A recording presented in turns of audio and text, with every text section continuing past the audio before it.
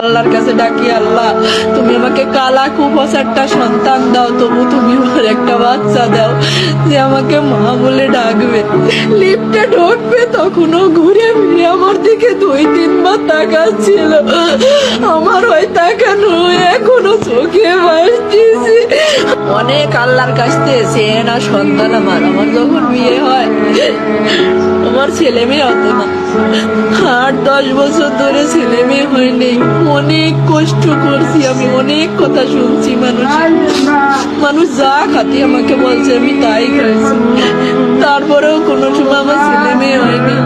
এক সময় আমি নামাজ রোজা কোরআন শরীফ এগুলো করতে শুরু করি আর আল্লাহর কাছে ডাকি, আল্লাহ তুমি আমাকে কালা কুপস একটা সন্তান দাও, তবু তুমি আমার একটা বাচ্চা দাও যে আমাকে মা বলে ডাকবে। ডাক্তার কবিরাজ দেখাতে দেখাতে আমার সিনথিয়া হয়, আমার বিয়ের 9 বছর পরে গিয়ে সিনথিয়ার যখন 4 বছর বয়স আমার আবারও বাবু হয় না, আমি আবার চেষ্টা করি, তখন আমার রাইসা মনে আমার পিঠে আসে। আর তখন থেকে আমাদের জীবনটা বদলে যায়।